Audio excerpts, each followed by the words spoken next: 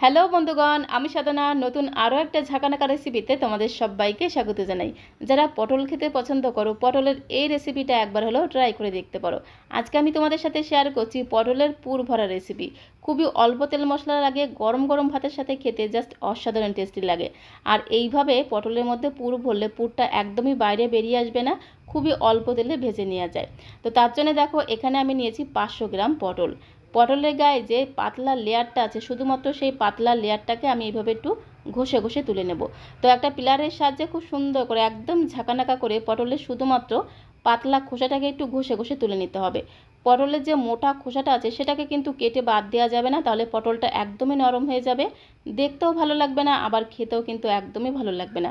তার জন্য শুধুমাত্র পটলের এই পাতলা লেয়ারটাকে এইভাবে একটু ঘষে ঘষে তুলে নেব। তারপরে পটলের দুই প্রান্ত একদম ঝাঁকানাকা করে, মানে ঝটপট করে এইভাবে একটু কেটে বাদ দিতে হবে। সমস্ত পটলগুলোকে দেখো এইভাবে কেটে নিয়েছি, তারপরে জল দিয়ে খুব ভালো করে ধুয়ে পরিষ্কার করে নিয়েছি। এখন এই পটলের মধ্যে যে বীজটা বা শাঁসটা আছে সেটাকে আমাদের একটু বের করে নিতে হবে। তার জন্য পটলটাকে ঠিক এই রকম করে কেটে নিতে হবে।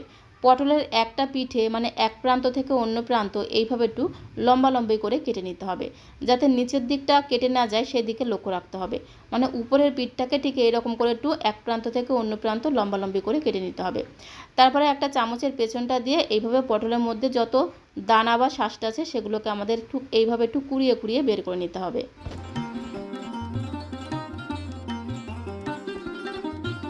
তো সমস্ত পটলের মধ্যে থেকে এইভাবে আমরা দানা বা শাঁসটাকে বের করে নেব। আর পটলের এই দানাগুলো যদি পেকেও যায় তাতেও কিন্তু কোনো সমস্যা নেই, খেতে কিন্তু দারুণ লাগবে। সমস্ত পটলগুলোকে দেখো এইভাবে পটলের মধ্যে থেকে আমি দানাটাকে বের করে নিয়েছি। আর এইভাবে কিন্তু পটলটাকে কেটে নিতে হবে। পটলের একটা সাইডে এইভাবে একটু লম্বালম্বি করে এ প্রান্ত থেকে ও প্রান্ত লম্বালম্বি করে কেটে নিতে হবে। আর পটলের এই দানা বা শাঁসের অংশটা দিয়েই কিন্তু আমরা পটলের পুরটা তৈরি করব, মানে স্টাফিংটা রেডি করব। তো এখন আমি একটা মশলা তৈরি করে নেব। তার জন্য একটা মিক্সিং জারের মধ্যে দুটো মিডিয়াম সাইজের পেঁয়াজকে ছোট ছোট করে কেটে দিয়ে দিলাম। সাথে দিয়ে দিলাম 10 থেকে 12 কোয়ার মতো রসুন, 1 চামচ দিয়ে দেবো গোটা জিরে, দিয়ে দেবো 1.5 চামচের মতো গোটা ধনিয়া। পটলের এই পুর ভরা রেসিপিতে যদি একটু গোটা জিরে গোটা ধনিয়া বেটে দেওয়া যায়, খুব সুন্দর টেস্ট হয়, সাথে সাথে ফ্লেভারটাও কিন্তু দুর্দান্ত হয়। আর 5-6টার মতো গোটা গোলমরিচ দিয়ে দিলাম, আর সাথে দিয়ে দিলাম 1 ইঞ্চি মতো আদা ছোট ছোট করে কেটে দিয়ে দিলাম। তারপরে সামান্য পরিমাণে জল দিয়ে দিলাম, যেহেতু এর মধ্যে পেঁয়াজ দেওয়া আছে তাই জলের পরিমাণটা একদম অল্প পরিমাণে দেবে। তারপরে ঢাকনাটা বন্ধ করে মিহি করে মশলাটাকে পেস্ট করে নিতে হবে। তো দেখো, মশলার একটা মিহি পেস্ট আমি তৈরি করে নিয়েছি, এখন একটা বাটির মধ্যে ঢেলে নেব। তো মশলাটাকে ঠিক এই রকম করে একটু মিহি করে বেটে নিতে হবে। এখন রান্নাটা করে নিতে হবে, তার জন্য ডাইরেক্ট চলে আসলাম কড়াইয়ের কাছে। গ্যাসের ফ্লেমটা জ্বালিয়ে দিয়ে কড়াইটা গরম হয়ে গেলে 2 থেকে 2.5 চামচ দিয়ে দিলাম রান্নার তেল। তেলটা একটু গরম হয়ে গেলে তেলের মধ্যে 1 চামচের 3 ভাগের 1 ভাগ দিয়ে দিলাম গোটা জিরে ফোড়ন, আর 3টে কাঁচা লঙ্কাকে একদম ঝিরিমিরি করে কুচিয়ে রেখেছিলাম, ঝিরিমিরি কাঁচা লঙ্কাগুলো দিয়ে দিলাম। তারপরে দুটো মিডিয়াম সাইজের পেঁয়াজকে একই রকমভাবে ঝিরিমিরি ঝিরিমিরি করে কুচিয়ে রেখেছিলাম। তো ঝিরিমিরি পেঁয়াজ দুটোকে দিয়ে খুব ভালো করে নেড়ে চেড়ে মিশিয়ে নেব। তারপরে গ্যাসের ফ্লেমটা মিডিয়ামে রেখে এই পেঁয়াজটাকে একটু হালকা সোনালি রং করে ভেজে নেব। তো খুব সুন্দর করে নেড়ে ছেড়ে পেঁয়াজটাকে দেখো একটু হালকা সোনালি রং করে ভেজে নিয়েছি। পেঁয়াজের মধ্যে যখন এরকম একটা সুন্দর সোনালি রং চলে আসবে, মানে একটু হালকা সোনালি রং চলে আসবে, তখন আমি এর মধ্যে মিক্সিং জারে বেটে রাখা মশলাটা দিয়ে দেবো। তারপরে খুব ভালো করে নেড়ে ছেড়ে সমস্ত কিছুকে মিশিয়ে নেব। তো বন্ধুগণ, পটলের অনেক রকম রেসিপি তোমরা খেয়েছো, তবে এইভাবে একবার পটলের মধ্যে পুর ভরে এই রেসিপিটা একবার বানিয়ে দেখতে পারো। বাড়ির ছোট থেকে বড় সবাই একদম চেয়ে চেয়ে খাবে। গরম গরম ভাতের সাথে খেতে জাস্ট অসাধারণ লাগে। তো মশলাটাকে খুব ভালো করে মিশিয়ে নিয়ে এর মধ্যে আমি সামান্য কিছু গুঁড়ো মশলা অ্যাড করে দেবো। প্রথমেই দিয়ে দিলাম স্বাদ মতো লবণ, পরিমাণ মতো দিয়ে দিলাম একটু হলুদের গুঁড়ো, আর খুব সুন্দর একটা রঙের জন্য সামান্য পরিমাণে একটু কাশ্মীরি লাল লঙ্কার গুঁড়ো দিয়ে দিলাম। সাথে দিয়ে দিলাম 1/2 চামচ চিনি।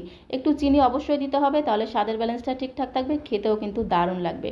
তারপরে মশলার বাটিটা দিয়ে সামান্য পরিমাণে জল দিয়ে খুব ভালো করে মিশিয়ে নেব। এর মধ্যে যেহেতু আমি গোটা জিরে আর গোটা ধনে বেটে দিয়েছি, তাই আলাদা করে জিরের গুঁড়ো ধনের গুঁড়ো দিতে লাগবে না।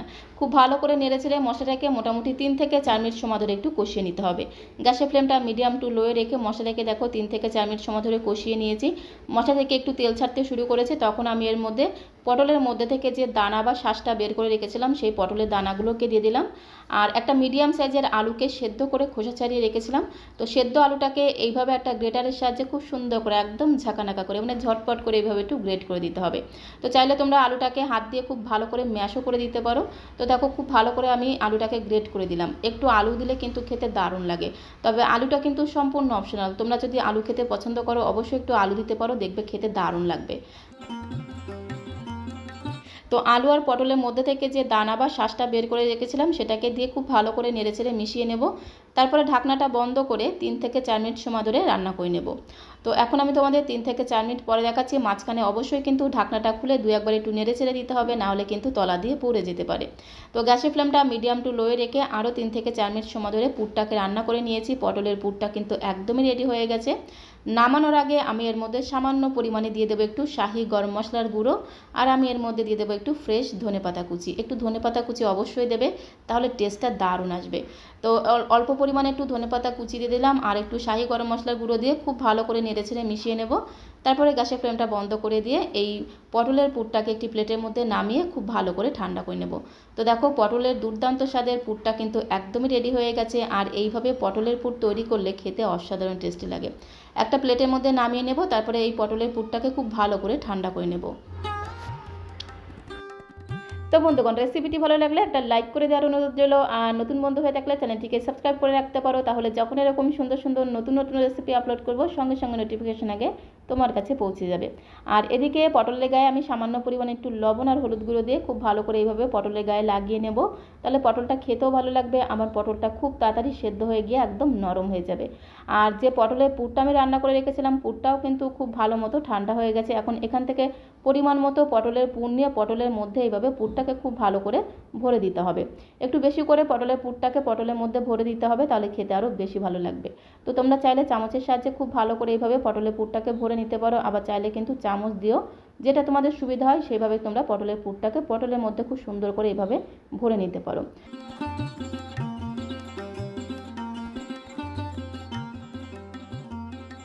তো দেখো একটা পটলের মধ্যে খুব সুন্দর করে আমি পুরটাকে ভরে নিয়েছি। ঠিক একই রকমভাবে প্রত্যেকটা পটলের মধ্যে আমি পুরটাকে ভরে নেব। একটু বেশি বেশি করে পুরটা ভরবে, তাহলে দেখবে খেতে আরও বেশি ভালো লাগবে।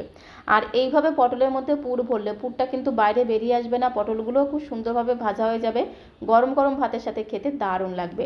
তো এইভাবে দেখো প্রত্যেকটা পটলের মধ্যে খুব সুন্দর করে আমি পুরটাকে ভরে নিয়েছি। দেখতে দেখো কত সুন্দর লাগছে। তো এখন এই পটলগুলোকে ভেজে নিতে হবে, তার জন্য সরাসরি চলে যেতে হবে কড়াইয়ের কাছে। গ্যাসের ফ্লেমটা অন করে দিয়ে একটা ননস্টিকের প্যানের মধ্যে 3 চামচ দিয়ে দিলাম রান্নার তেল। আজকে আমি পুর ভরা পটলগুলোকে সাদা তেলেই ভাজছি, তবে তোমরা চাইলে কিন্তু পুর ভরা পটলগুলোকে সর্ষের তেলেও ভেজে নিতে পারো, তাহলে দেখবে পুর ভরা পটলের স্বাদ আর গন্ধ দ্বিগুণ বেড়ে যাবে। তো আজকে আমি সাদা তেলেই ভেজে নিচ্ছি, তার জন্য একে একে সমস্ত পুর ভরা পটলগুলোকে কড়াইয়ের মধ্যে দিয়ে কড়াইটাকে ধরে একটু ঝাঁকানাকা করে দিতে হবে, মানে একটু ঝাঁকিয়ে দিতে হবে। তারপরে ঢাকনাটা বন্ধ করে গ্যাসের ফ্লেমটা একদম লোতে রেখে প্রথমে 4 থেকে 5 মিনিট সময় ধরে একটা পিঠ ভেজে নেব। তো এখন আমি তোমাদের 4 থেকে 5 মিনিট পরে ঢাকনাটা খুলে দেখাচ্ছি। যখন একটা পিঠ ভাজা হয়ে যাবে, তখন পটলের বাকি পিঠগুলোকে উল্টে পাল্টে একদম লাল লাল করে ভেজে নিতে হবে। অবশ্যই কিন্তু গ্যাসের ফ্লেমটা একদম লোতে রেখে ঢাকা দিয়ে দিয়ে সময় নিয়ে এই পটলগুলোকে একটু ভেজে নিতে হবে, তাহলে পটলগুলো ভাজতে ভাজতেই দেখবে খুব সুন্দর নরম হয়ে যাবে। তো পটলের একটা পিঠ যখন ভাজা হয়ে যাবে, পটলগুলোকে উল্টে দিয়ে উপর দিয়ে জাস্ট 1 চিমটির মতো চিনি এইভাবে একটু ছড়িয়ে দিতে হবে। এতে পটলগুলো একটু হালকা মিষ্টি মিষ্টি খেতে হবে, খেতে কিন্তু দারুণ লাগবে। তো 1 চিমটির মতো চিনি ছড়িয়ে দিয়ে আবারও ধামাচাপা দিয়ে রেখেছিলাম, মানে ঢাকনাটা বন্ধ করে গ্যাসের ফ্লেমটা একদম লোতে রেখে আরও 5-6 মিনিট এইভাবে পটলগুলোকে ভেজে নিয়েছি। যার কারণে কিন্তু পটলগুলো একদম নরম হয়ে গেছে। আর এইভাবে ভাজতে ভাজতেই দেখবে পটল থেকে কি সুন্দর একটা ঘ্রাণ তোমরা পাবে। তারপরে গ্যাসের ফ্লেমটা মিডিয়াম টু লো অথবা মিডিয়ামে রেখে পটলগুলোকে এপিট ওপিট উল্টে পাল্টে একটু এরকম লাল লাল করে ভেজে নিতে হবে। তো পটলের পুর ভরা রেসিপিটা কিন্তু একদমই রেডি হয়ে গেছে। গ্যাসের ফ্লেমটা বন্ধ করে দিলাম। এখন এই পটলগুলোকে একটি প্লেটের মধ্যে আমি সার্ভ করে দেবো। তো বন্ধুগণ, পটলের এই পুর ভরা রেসিপিটা তোমাদের কাছে কেমন লাগলো অবশ্যই কমেন্ট বক্সে লিখে জানিও। আর এইভাবে পুর ভরা পটল রান্না করলে গরম গরম ভাতের সাথে আর কিচ্ছু লাগবে না, বাড়ির ছোট থেকে বড় সবাই একদম চেয়ে চেয়ে খাবে। তো আজকের মতো এই পর্যন্ত, সবাইকে অসংখ্য ধন্যবাদ।